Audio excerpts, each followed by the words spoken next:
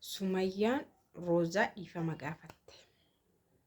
አደባባይ ይረተችው ባለማወቅም ምናምንም ዋነን ጎዴ አጋማ ይፈመና ጎዴቴ ባይገዲቴት ከነቴ ቢማኒ ጀጉቴ ይራቹ nagaan sinii faata'u kabajamtoota hordoftoota akkam jirtu nagaa keessaniin baay'ee nagaa kiyya galata waaqaa ta'u baga jiraatanii bagarra keessan sinii jira egaa oduumin zaarii zarra laayikii gochuun dadhabinaa sinii jedha Sumayyaan har'aa kaleessa viidiyoodhaanii Sa'idoo fi Roozaanii Sumayyaa kayyootaachuu wucii jedhanii turan beezaa faana wal qabsiisanii jireenya keenya keessaa Sumayyaa atis bahii jedhanii turanii maal jette seetanii andurumayyuu jireenya keessan keessaa baheera durduriin bahee jireenya keessan keessa hin jiru garuu ani kanan Adaamaatti si quunnamee fi hiriyoottan koo keessa warreen baay'ee natti dhiyaatan dura Sa'idoodhaan nan jedha hiriyoota koo keessa nama akkam fuune jedheera yoon fuutate hiriyoota koo keessa akkam fuune maaliif hiriyaa koo fuute yaa hiriyummaan keenyas addaan dhaabata waan ta'eef fakkeenyaaf itti otoo ati jirtu obboleettiin kee kaate abbaa manaa keetti nan heeruman jettu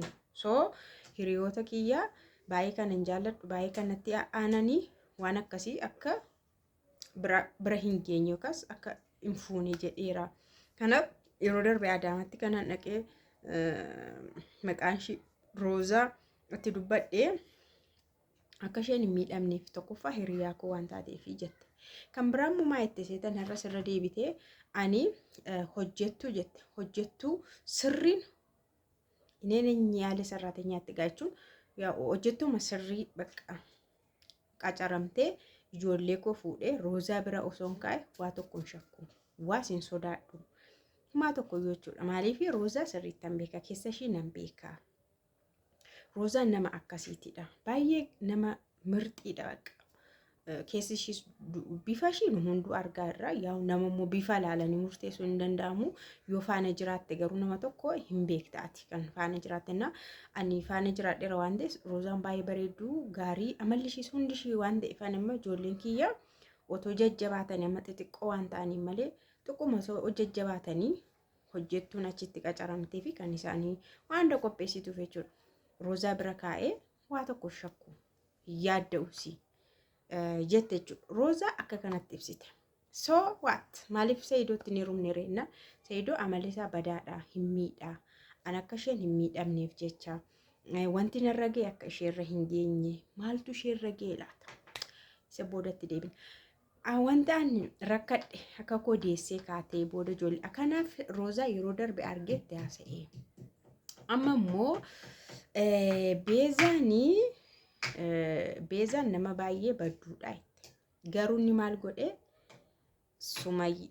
Roozaa faana walitti araarsee araaramaniiru isaan dhiifama walii godhanii araaramaniiru as gidduutti garuu Sa'idoo fi beezaanii waan ta'e shira qabu shira wayii of gidduudhaa qabu isaan hin wallolanii jette shira wayii garuu qabu boriftaan taana ilaalaa jette ani waa isaanii hin haasa'u dheera kanaan duras waa isaanii haasa'uu dhiisee na jibbisiisnaan bakka yeroo hundumaa waa isaanii dubbachuun na nuffisiisna YouTube irraayyuu badeen ture akkani garuu YouTubetti deebi'ee haasa'u kan na godhe isaa sababni isaas nama ani beekneef nama ani beeku na arrabsiise maqaa koo dhoofsisa abbaan fedhe dhufee viidiyoo keessatti maqaa koo dha'ee na arrabsee maal jedha kana yeroon arguuni deebii isaanii deebisuufin gara YouTubetti deebi'ee dura immoo YouTube waa isaanii yeroon haasa'aa ture akka baqqaatti biizinasiidha waan ta'eef irraa fataayichuuf irratti qoosee viidiyoos dalagaa hojiidhas waan ta'eefanii irraa haasa'aa ture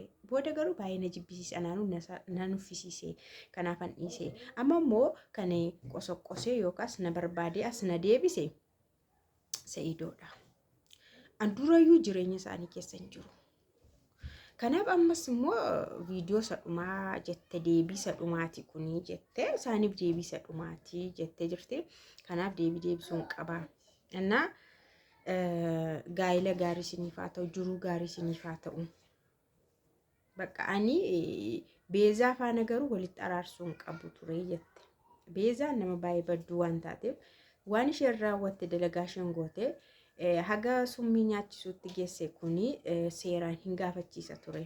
Garuu inni seeraan illee osoo lubbuun ishii waa ta'eera ta'e seeraan illee akka gaafatamtu hin barbaadu maali poolisii si hiisisuuf maal ture jennaan beezaan maal jette atis keessa jirta kaa'e silaa osoo kun dhufee immoo atillee keessa jirta.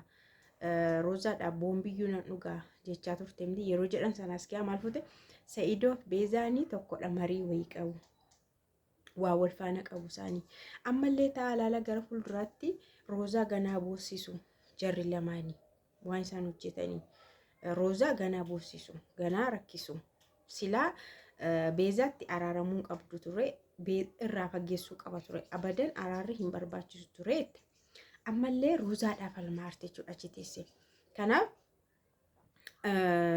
Roozaadhaaf falmaarte jechuudha. Beezaatti araarsee beezaan garuu hin taatu beezaan akkasiitti. Ani immoo jireenya koo ani immoo isaan keessaa dhiisee raqaatan dhiisee waa isaanii hin dubbadhu. Ani nama beekutu miidhamaa Roozaadha. Baay'een gadda baqqaan jireenya ishiiti. Ilaaltanii viidicha akkasitti kan nama boo'u taate jechuudha.